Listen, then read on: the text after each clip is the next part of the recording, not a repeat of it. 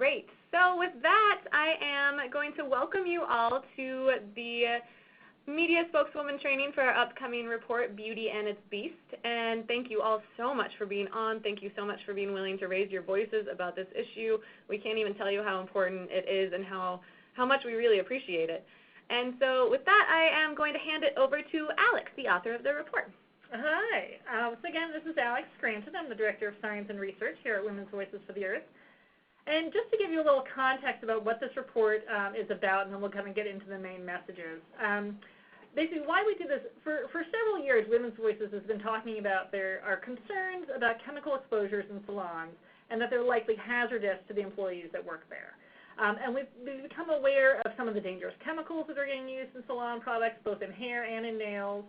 But we didn't have the hard scientific data we needed to really bolster the case that the salon industry really needs greater attention and action to protect salon workers' health.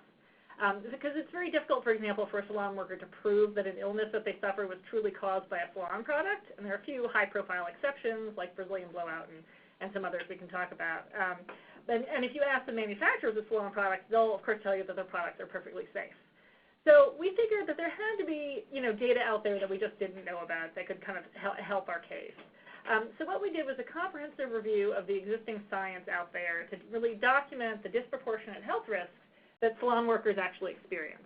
And until now, no one's ever really compiled this information before, so it's not necessarily new data, but it's all been pretty buried in libraries and in medical journals that folks aren't reading every day. So we pulled together every study we could find where researchers were actually studying health effects in salon workers. Sometimes we found general occupational health studies that looked at people of all occupations and found that their conclusions, noted that, like, when we looked for this disease, hairdressers seemed to have this more often than other occupations, or nail salon workers, tend to die more often of something else. And so we put descriptions of all these studies in this report, and altogether we think it's really pretty compelling that salon workers, who are concerned about the effects that their job might be having on their health, they're not crazy. These effects are really happening, and the salon industry can really be hazardous for the people who work in it, and that really needs to change.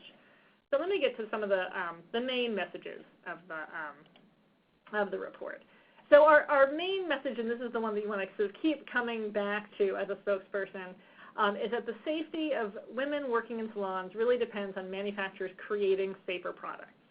Right? We need safer salon products that are effective in doing what we want them to do, but without harming the air quality in the salon or causing health effects among workers. Because women shouldn't have to choose between their health and their livelihoods, right? So companies should be making salon products safe, and then government agencies should be protecting us, period. These are the main message we're getting across with this report. And so in doing so, we sort of characterize what the problem is. So very simply, the problem is that salons can be a hazardous place to work because there are a lot of harmful chemicals that can be found in salon products. And then the mostly female workforce in these salons are exposed to these chemicals for many hours at a time on a daily basis. So there's a lot of exposure to these harmful chemicals. And then that research shows that this exposure can, in fact, harm a salon worker's health. Now, the solution to this problem is, complex, and there are a lot of parts to it. The parts we want to stress are the creation of safer products. We just need safer products that don't contain these harmful chemicals. We need some better laws. And then also, for the time being, there's the use of best practices in salons. There's sort of protective practices that can significantly reduce the health problems that are experienced by women today. So as far as better laws, one particular law is the Safe Cosmetics and Personal Care Products Act that we'd love Congress to pass, and this will help ensure that salon products are fully labeled with their ingredients and that they're in fact safe for salon worker health.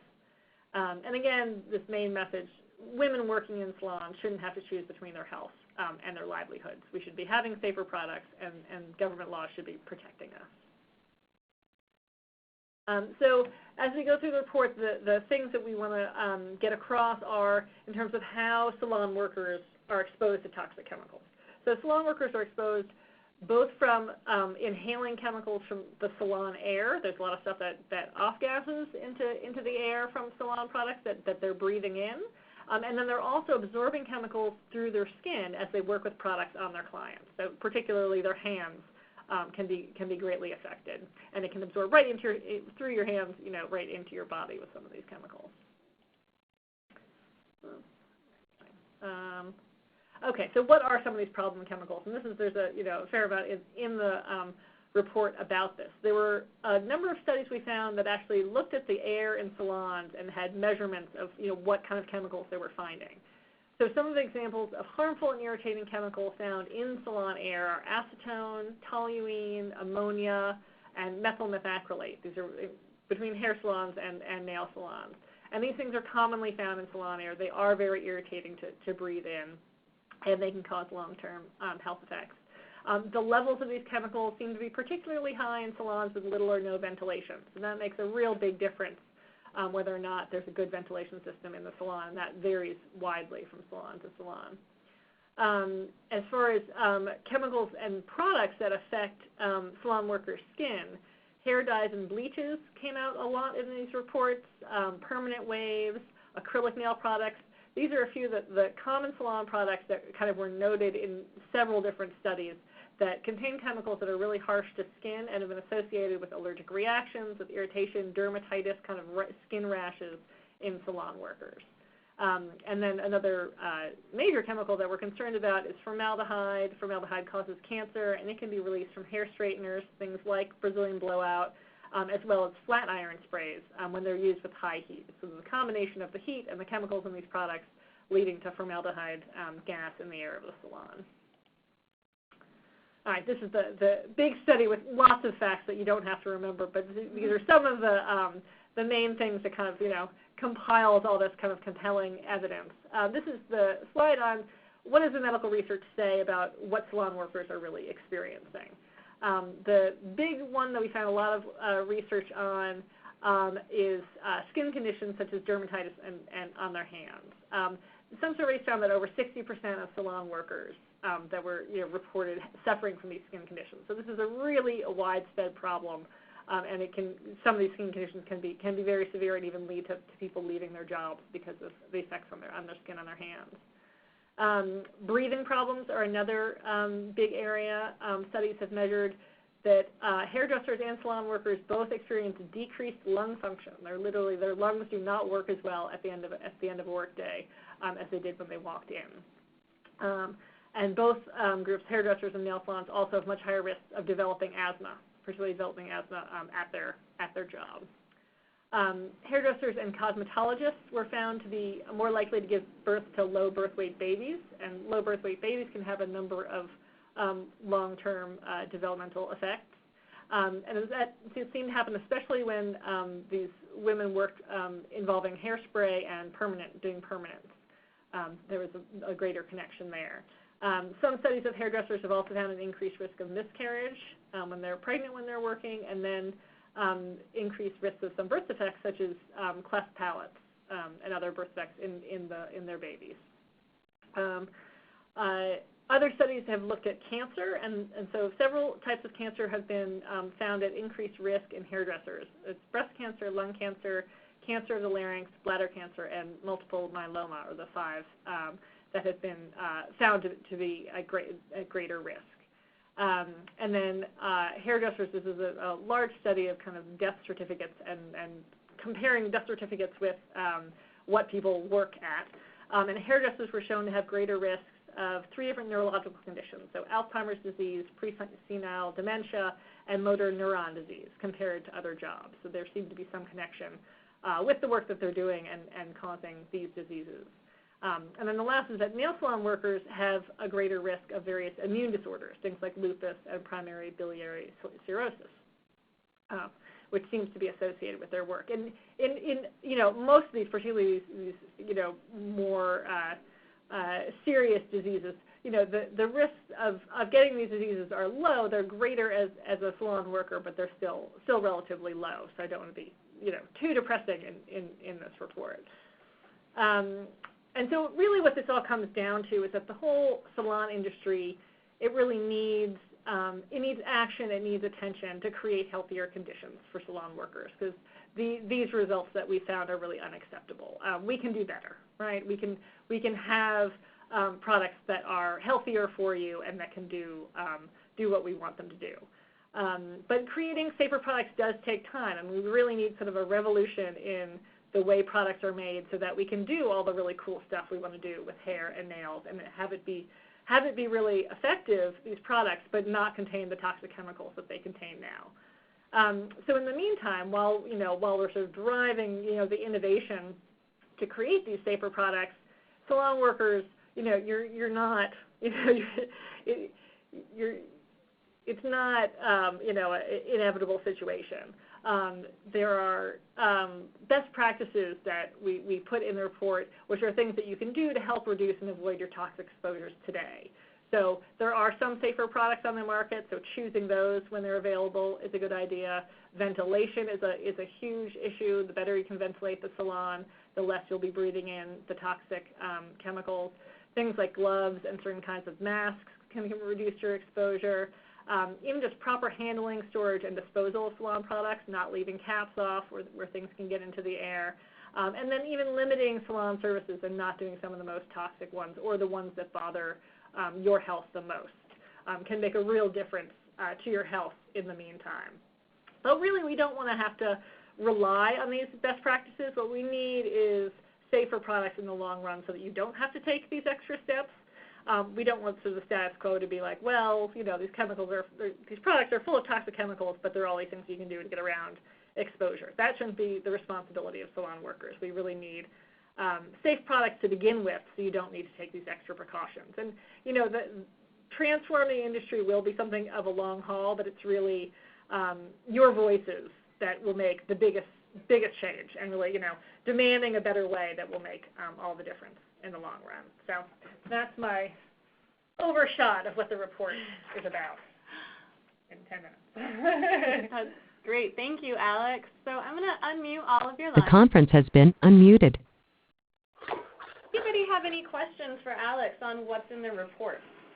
We know that was sort of a 10,000-foot shot of it. Exactly.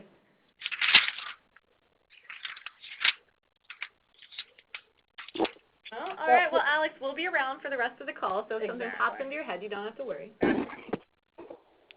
Okay. So let's talk about why are we looking for spokeswomen for this report? Well, it is hugely, hugely effective for there to be faces, for there to be real voices, for there to be real women behind stats like this. I mean, we could present this report, we could present these fact sheets, and without actually associating these with people and what is really going on, I mean, they could completely go over policymakers' heads. Companies could easily discredit it and say this doesn't really happen, which we see all the time. And so hearing a personal story is it's so incredibly effective at changing the hearts and minds of policymakers, often of people who are actually making products that can certainly help, and reporters who are actually covering this issue are always looking for the personal side because they want their readers to really relate to it. And so we actually, for this issue, I would say that this is probably the issue where we are asked most often for spokeswomen, even now, before we've even released this report, because we've been working on Brazilian Blowout, because we've been working with the National Healthy Nail and Beauty Salon Alliance. This is always the issue where a reporter will call and say, can we talk to somebody? And so we're so thrilled that you all are on the phone and willing to do that. And so when it comes to why is it important specifically for women to tell their stories, I mean, obviously some of the things that we've gone over in this report is that, this is a predominantly female workforce, and so these are the people who are being affected. But when it comes to your consumer power, this is when companies pay attention, is when they actually hear these real stories in the media of women saying, I won't buy these products anymore, I will not order these salon products anymore until I know that they're safe. We have seen that time and time again where companies will say, okay, then we're making safer products. When it comes to political power, more women vote in this country and vote more often than men do, and so your elected representatives have quite a lot of responsibility to listen to you. And when it comes to women's social power, holy moly, we have so much social power. It's absolutely amazing how much we have. And I'm not just talking about social media, although women are far greater users of most social media sites with the exception of LinkedIn. I'm talking about power in numbers. I am talking about women building a movement, and we are seeing that over and over again. We're specifically seeing it with this issue quite a lot as well.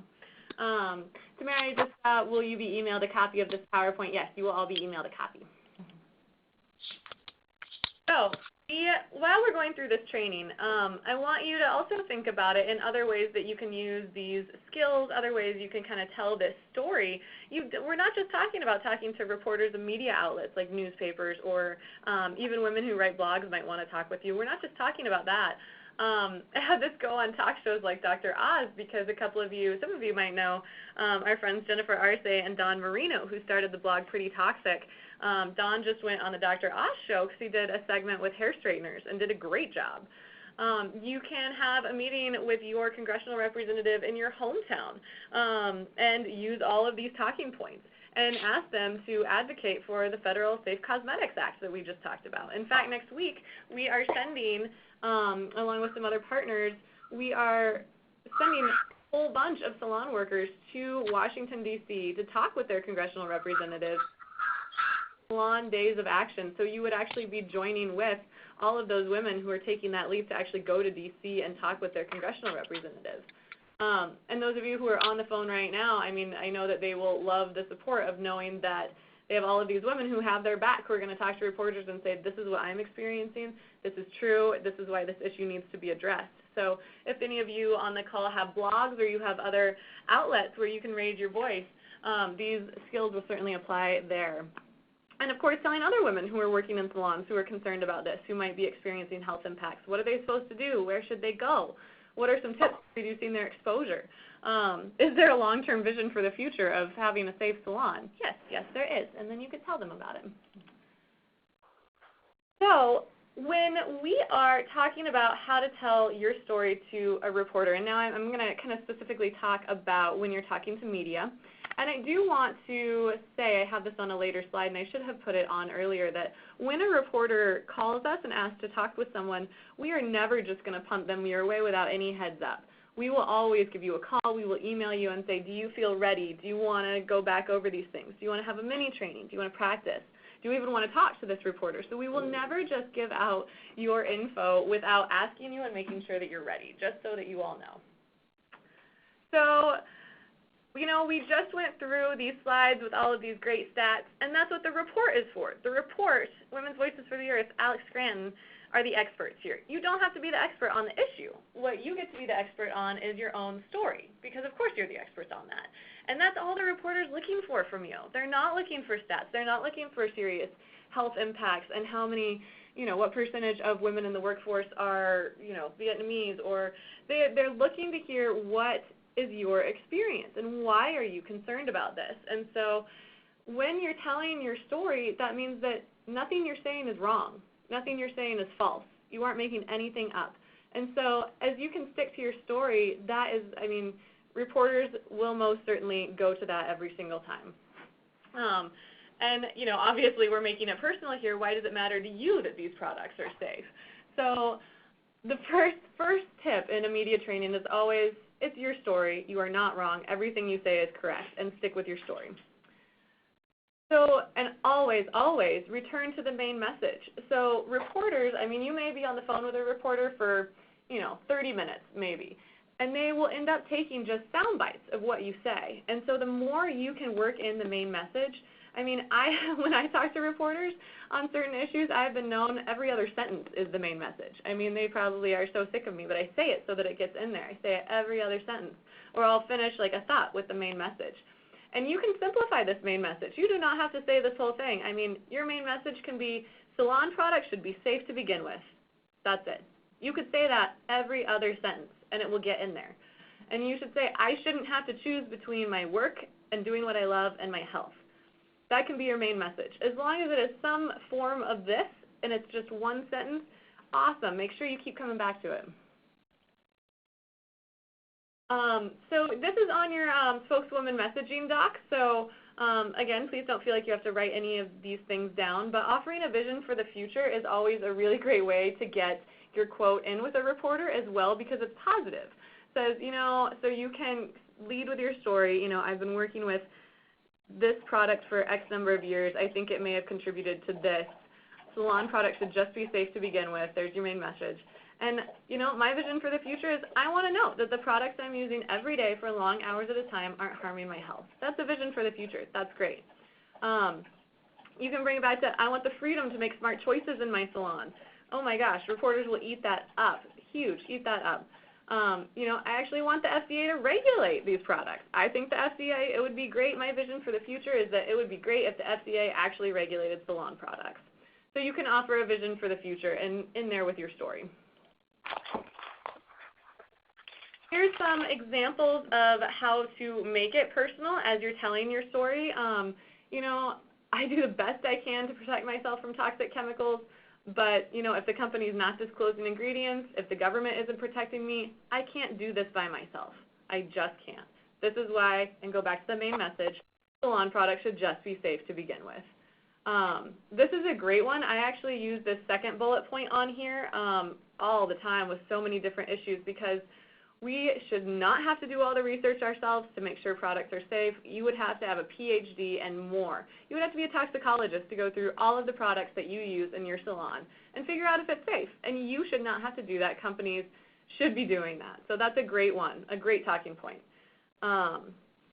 Giving personal examples maybe of how working with toxic salon products have affected your work or your personal life or your health. That is a really great way to get started with telling your story, and we'll go through some of those prompts. If you are not somebody who works in a salon, if you're more of a client or if you're just somebody who's interested in this issue, do you know somebody who has had health problems or working with salon products has affected their life?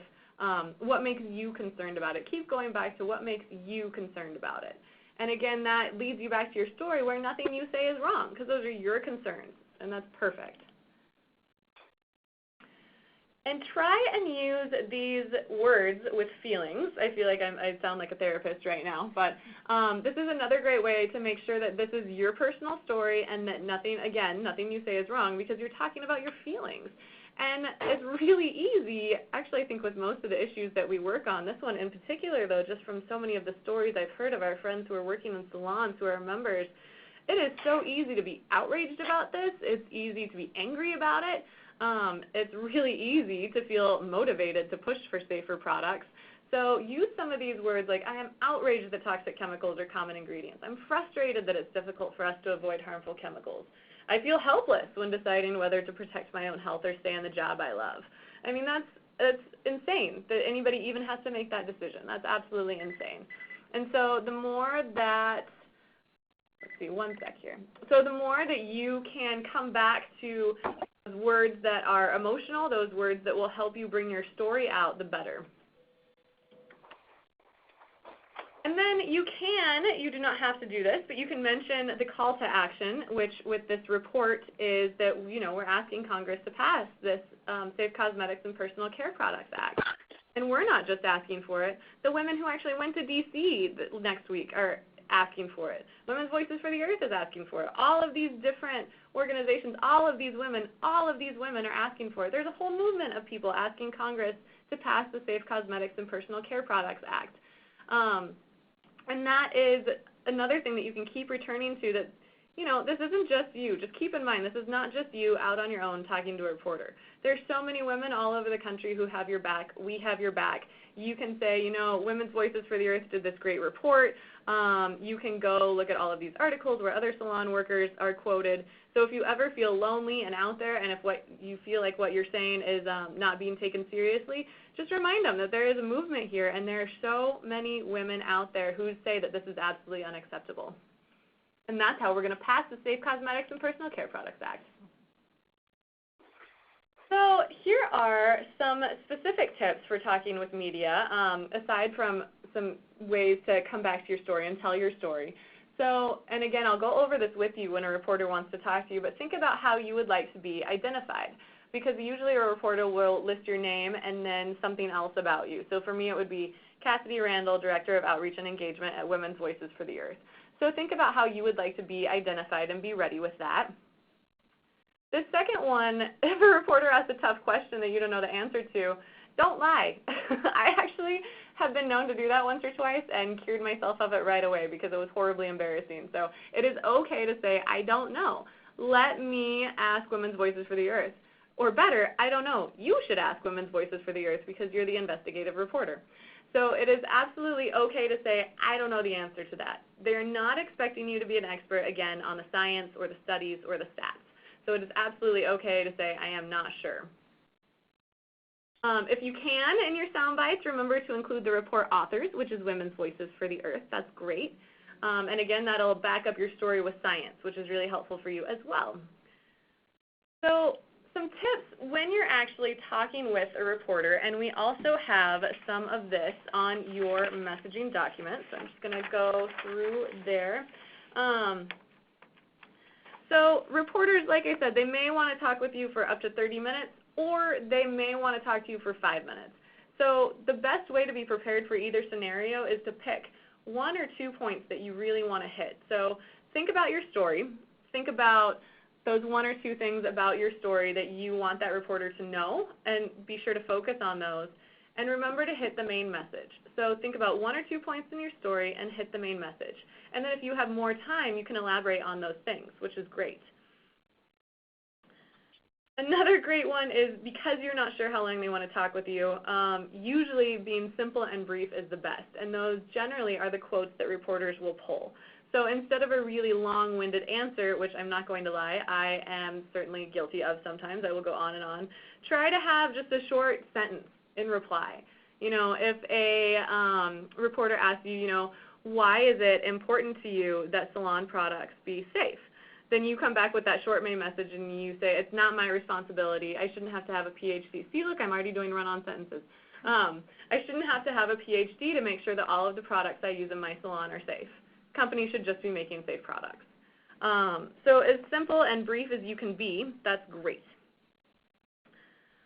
Let's see. And again, with repeating yourself, I can't stress that one enough. If there is one main message you want to hit, one simple, short, you know, salon products should just be safe to begin with. I shouldn't have to choose between my health and my career. Repeat that over and over and over. Repeat it, and it's okay. One thing to know when you're talking with reporters, once in a while, it can be easy to just fall into this sort of camaraderie with a reporter. But remember that a reporter is not your friend, and neither are they your enemy. So you just want to stay on point, and don't end up getting overly frank or overly chatty or anything like that. Stay on point with your main messages, because ultimately the public who is going to read this story is your audience, not the reporter. So think about what you would want the public to hear. And definitely set your own pace when it comes to talking with a reporter. Take a minute to collect yourself. It's okay to say, hey, I need a couple of minutes to think about this. It's okay, frequently if you're on television, it's okay to say, can we do that over? Often if you are talking to a reporter, you can say that anyway, whether they're a television reporter or not. So it is okay, even if you feel like they're rushing you, if you feel like, gosh, he only has 5 minutes to talk to me and I've got to come back to these main messages over and over, it is still okay to say, hey, I just need a minute to catch my breath. So set your own pace, you're on your own time, it's your story, you're the one in control, don't forget. And again, we will be contacting you before we send a reporter your way, but if they end up not contacting you right away, or if it ends up being a couple of days, it's okay to tell a reporter when they get in touch with you that it's not convenient to talk right that moment if you're not ready. You can set a schedule and say, hey, I can talk now at this time, and then go back, review your notes, hop on the phone with me or Alex, get yourself ready, and then let them know that you're ready. So it's okay to say, I can't talk right now. When it comes to television interviews, I just have a couple of specific tips here. When it comes to appearance, I love this one. This one is actually a tip from one of our old media consultants, and she said, always make sure you check your teeth. It was her #1 tip. So make sure you check your teeth if you're going on television. It's a good idea to dress in solid colors, either dark or bright. Don't wear white because it tends to reflect. Stripes and polka dots can look kind of wavy. And flashy jewelry is usually kind of a no-no because it will shine. Jewelry, of course, is totally fine, but try to avoid those big pieces. You'll want to maintain eye contact, so you'll always be looking at the interviewer and not at the camera. Let's see. And I think that those are the only specific television tips I'm going to go into. We can do a much more involved training if you are contacted by a television reporter so that you feel really confident. So before we do a little bit of practice, does anybody have any questions about anything that has happened so far? I just saw your comment, is the Professional Beauty Association involved with helping out with the Safe Cosmetics Act? I don't think that they are, and I would love to contact them. If you have their contact information, would you email it to me? Yes, I sure will. Yeah, that would be great. Does anybody have any questions?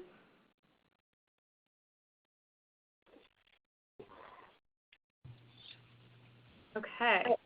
I didn't have a question, but just a comment. This is Anya from SF Environment. That even though we don't really need to know the whole science behind it, it really helps to have just 2 or 3 scientific points which are easy to remember, like what's in a toxic trio-free nail polish, or what's a chemical that affects people most, because then it draws people in and they start thinking about the science of it too when you're talking with the public. And yeah, they don't even know what it is. And I just realized I think I completely forgot to put a slide in about that, but it is on your Spokeswoman messaging documents, there are some stats in there that you can feel free to pull, and that's a great idea too to pick, depending on what your story is or what your concern is, pick 1 or 2 that kind of apply to you. For example, Dawn, who was just on Dr. Oz, was sick from formaldehyde poisoning, and so she always uses a formaldehyde talking point. If you are a nail salon technician, you might, learn about what's in the toxic trio. That is a great, great call. And please don't feel either that they have to be really specific stats with numbers or anything like that. That's actually, I kind of simplified these stats just a little bit for you all to remember. So kind of pull where you feel comfortable. Thank you, Anya. That's a really good point.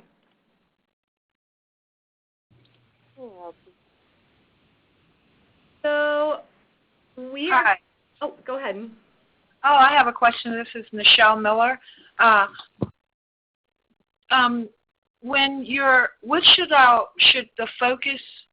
Should the focus be your own experience based on the questions, or can you just give a general example, or should you focus on your personal story? I think that's a really, really good question, and most often reporters will want to focus on your personal story. Sometimes a general example is totally fine depending on what they're asking, but mostly they'll probably be looking for general examples from the report, actually. So they'll be looking for those stats, and so they'll be in touch with you to talk about your personal story. And okay. So, and again, if you are not comfortable talking with a reporter about your personal story, there are still so many ways to use these skills as a spokeswoman. You're not just a media spokeswoman. You're a spokeswoman on an issue when it comes to your spheres of influence, when it comes to social media, talking to other people who care about it. So if you are not comfortable telling your personal story, it is completely okay, and I want you all to know that.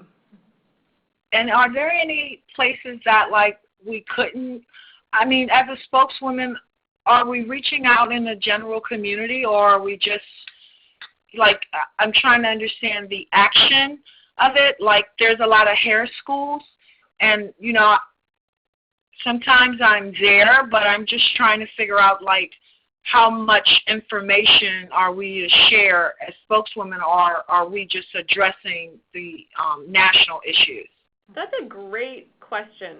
So I think there's kind of 2 answers here. So when it comes to, we've been talking just about being a media spokeswoman, how you actually talk to media, which has some specific points, and how to tell your story and those things. But when you are going out into things like, events or maybe schools or something like that, what we do have are these sweet fact sheets that we did not have finished for this spokeswoman training, but that we want to make sure you have.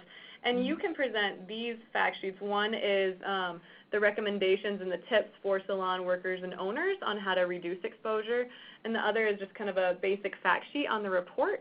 And so you can take those and then talk about the issue using those, and not feel like you actually have to tell your personal story even. So then you can talk more broadly about the issue.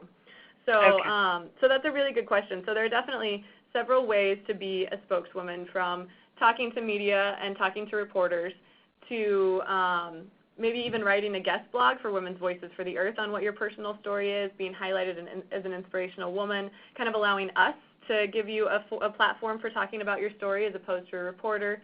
And then there are going out and educating other people about the issue. So there are really 3 different ways to be a spokeswoman.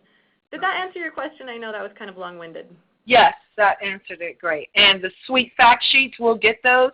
Yes, you will. They are in design right now, so you will definitely have them.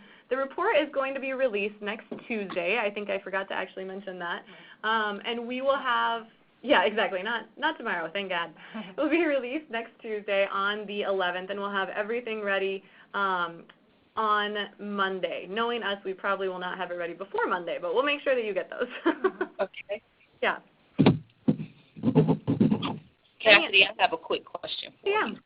Is it possible, and I think my question is probably maybe a little unique from maybe the rest of the group. I'm not quite sure if you know that I'm a Democratic candidate for Senate District 40 here in the state of Georgia.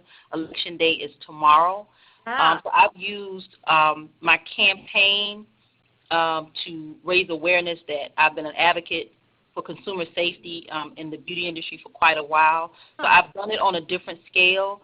I actually have, I'm scheduled to speak at 4 shows next year. Oh, awesome. We do a legislation and education update. So can I reach out to you tomorrow and just kind of talk to you on a different scale? Because I think my platform is not speaking from a personal perspective, but from the movement of the concerned beauty professionals and politics beauty. Yes, I would. That sounds great. Let's definitely talk about that. Okay. All right. Actually, are we unmuted? Yes, are we unmuted? Okay. This is Phyllis from California. I would also love to connect with the candidate from Georgia as well, because I'm sure she could probably add some perspective to our study. Great. So, well, I can introduce you. Okay. Okay, great. Thank you. And so, Mary, I hate to throw you under the bus here, but if you, because we're going to move into practicing, which will be very simple, everybody. Please do not panic. And if you don't want to practice now, that's okay. But it basically consists of me asking you one of these prompts here and you answering it with maybe a point from your own story and plus the main message.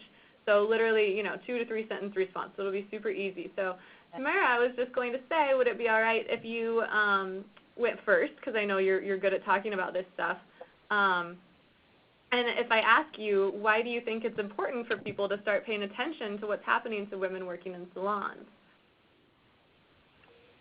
Well, that one I will answer from a personal perspective because for the last 18 years, I was a nail technician, and I only did manicures and pedicures because I did develop some sort of allergy. It would literally make my nose burn. I would get a bit nauseated with the smell of it all. So for a personal reason, I didn't provide acrylic services or any artificial nail services. I only did manicures and pedicures. Awesome. Perfect. And then you would just pivot back to a main message that you feel comfortable saying along the lines of, salon products should just be safe to begin with. Yes. Salon products should just be safe to begin with. Carolina, that was sweet. Picked a couple of points in your story, which is all true, and used those emotional words. Thank you. Do I sound like a kindergarten teacher? You use your emotional words. See, is anybody else willing to practice? Is Shaz on the line? Yes. Shaz, speak up. Let's see. So, Shaz, let's see. Have you had any health problems from working with salon products that you think might be toxic?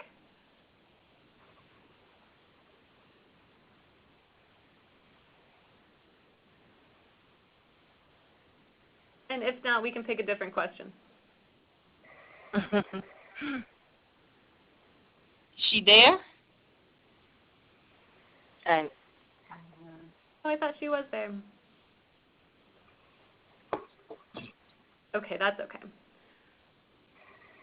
Anybody else who wants to practice? And again, if you would rather have a private practice session, I'm completely available for that. Okay, I'll practice, Cassidy. Yeah, who's that? Michelle Miller. Perfect. Okay, let's see. So let's do an easy one. Why are you concerned about toxic chemicals in salon products? Well, I'm concerned because I just feel like it really matters the most. And for my own personal story, I can relate to allergies and poor breathing. And I do feel like it's the job of the companies, and we shouldn't have to do all the work. Yes. Perfect. That was perfect. Well done. Thank you. Yeah. I am willing to volunteer. Great. This is Anya. Great. Let's see. So, yeah, that's perfect, actually. So, Anya, how does it make you feel that the FDA has done virtually nothing to protect stylists from toxic salon products? Well, it makes me very angry that women have to do everything to protect their own health, work in a working environment, and no woman should have to pay the price for another woman's beauty. And, you know, everyone is very confident that the government is probably looking at their products before it comes into their salon. So it's almost like as a government agency, you're deceiving them because they think that someone's there protecting them and no one is. So it's a deception. So I get very angry about it. That is perfect. Alex and I were over here fist pumping Yeah. that you got in those two main messages to start. Yeah. That was perfect. Thank you. And I love that no woman should have to pay the price for another woman's beauty. That's a fantastic line. Cassidy? Yeah. Another thing that, because I've been talking to a few reporters lately here, so one thing that has made me a bit more comfortable with dealing with reporters is that I've asked them to email me the questions, and that gives me an opportunity to at least know, you know, what angle they're coming from and how I should probably answer these questions. So that's another option that could possibly work for some of the other callers. I am actually adding that tip to our spokeswoman training document. That is a great tip. Great. Because I've had them kind of lead me in some directions that I didn't want to go in. So I would if I got the questions first, at least I had an idea of, you know, how to answer it, or I would email the answers back to them. That's such a great, that is great. Have you ever had a reporter that said no? You know what? No, because they want the story. Right. So they're more than willing to work with you. Well, is there anybody on the line who didn't have a chance to practice yet? It's Phyllis. I'd like to take a stab at the first question. Great. So, Phyllis, why are you concerned about toxic chemicals in salon products? Well, as a health advocate in my community, our agency, Healthy Heritage, focuses on the African American community. We've noticed that in women's health, Black women, although they don't have more incidence in breast cancer, they have a higher mortality rate, and also when breast cancer and other health issues, women's health issues affect them, it starts at a younger age. It's a little bit more rapid. It is aggressive, and which enhances the mortality rate. And I know that in the community, hair care products start at an early age. So we are posing the question to find out, could there possibly be a correlation? That was good. There were definitely some good sound bites in there. That was great. Yeah. Yeah. This is Alex. Just to let you know, too, that we have, that was a definite question that we had in looking at this report, was to see if there was any research on women who worked on African American clients, because it's a different set of products, it's a different Right. processes. and there's almost so little research on it. And we sort of highlighted in that report that it's a major data gap, that we don't know what is happening specifically to salon workers that work with these products, but that it's a real concern because of some of the chemicals that are in there. So. Exactly. It's the workers and also, the clients. And most of the chemicals we're finding, we have to dig deep. They're not listed. They're not on Safe Cosmetics, because the products that are usually used in the community are not listed there. So it's almost a different, it's just going to take a little longer and a little bit more research and digging a little deeper. Yeah. So that's what we're attempting to do. Fantastic. Yeah.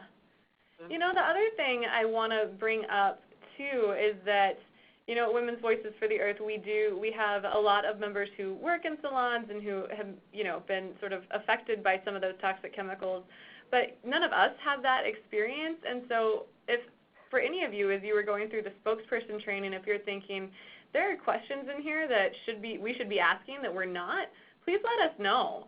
Let me know if there were things that we missed, if there are things that need to be addressed that we didn't talk about. I would love to know that. Okay.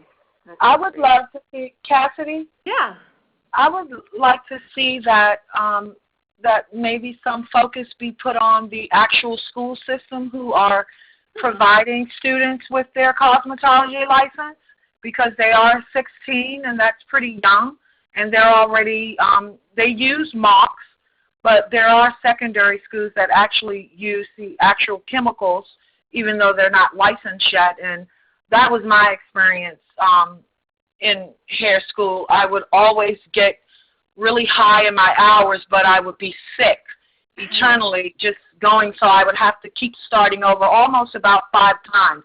But I couldn't put it together that why was I having such a bad time when my averages were about 95 in my grades and testing, but my attendance would be based on I was just sick.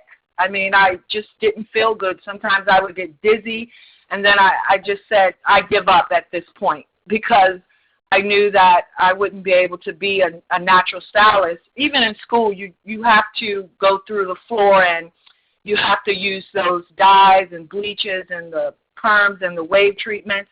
There's nothing you can pretty much do about it. Mm-hmm. Yeah, that's a really great idea. I wonder, again, that kind of shows our,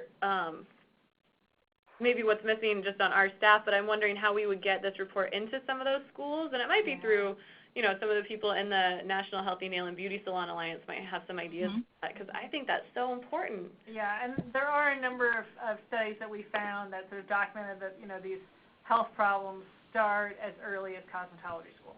I mean, that happens a lot. Okay. It's quite interesting that you guys are talking about the high schools. I was part of a committee that wrote the nail curriculum for the state of Georgia here. Really? And yes, and we never addressed the safety part of it. So I'll definitely talk to you guys more about that tomorrow. We did not address that to the extent that we probably could have. Yeah, that sounds great. Yeah. Well, I know we're coming up on the hour here. Are there any other questions or comments or suggestions, or anybody who wanted to practice? I know we're kind of dwindling in numbers too. Well, this is Michelle Miller. I just want to say this is awesome, and I'm really learning a lot, and this is good. I think this is great. Great, and thank you all so much for taking an hour out of your Monday night, for being willing to learn about this and willing to talk about it too. And we will release this report on Tuesday. We will hope to get you all sort of embargoed sneak peek copies on Monday, and we will not throw a reporter your way without asking you first. And one thing to note too is that we probably will have some rolling coverage on this, and it is sort of this evergreen topic that we get reporters questioning us on throughout the year. So if we don't have a reporter to send your way next week, that does not mean that we will not contact you even as far as 3 months down the line and say, hey, will you help us out and talk to a reporter? So if you haven't yet, will you please email me where you live and your phone number so that we can make sure that we connect you with regionally specific reporters. Sometimes that doesn't matter at all, obviously, but sometimes it does. So if you could do that, that would be great. Alex, any last comments from you? No, I'm just so excited to have you folks on the line because it's like I work, reading all these studies, and it's all very sort of abstract and academic, and a lot of studies are really boring to read. But it just all comes alive when you talk to real people who experience these things and care from such a personal standpoint, and that's really what drives the issue and makes people want to make change. So we really appreciate just your voices, and it all becomes real and makes things happen when we have your cooperation on this. So totally appreciate you guys being here and what you can do. Yes, and I will email out this recording. I'm actually going to put the whole thing on YouTube, so you can just go back and watch it and see the slides. And if you would just want the PowerPoint, let me know. It's kind of a big document, but I can send it to you on Dropbox. So, are you guys going to do this training and practice session anytime after this? Usually I just do it kind of on an ad hoc basis when we have somebody who calls or we have a reporter who says, hey, can I talk to someone? So we don't have anything else planned for this issue right now, but we always do it just, on an individual basis when it comes up. So always feel free to email me when that happens. All right. And if there's someone you think who would like it, we can always send them the link so that they can listen to the conversation we've had today and see the slides. All right. Great. We'll have a lovely Monday night, everyone, and we'll look forward to the release next week. Thank you, Thank Kathy. Thanks, ladies. And good luck to the candidate that's running. Bless Yes, you. Good right. luck. Thank you. What's your name? Yeah. Tamara Johnson. Tamara Johnson. I'm running for the Georgia State Senate District 40, which is inclusive of 3 counties here in the state of Georgia. Very big district. District 40. And what's your name again? I'm sorry? Tamara, Tamara Johnson. Okay, Johnson. Okay, Yes. great. Now, the incumbent has been in office for way too long, and it's time for a change, so I'm super excited. It's been a great Sounds job. like California. Woohoo! Okay. Good luck. Congratulations. Thank you. Thank you. Good night. Thanks, Good night. ladies. Bye-bye. Bye.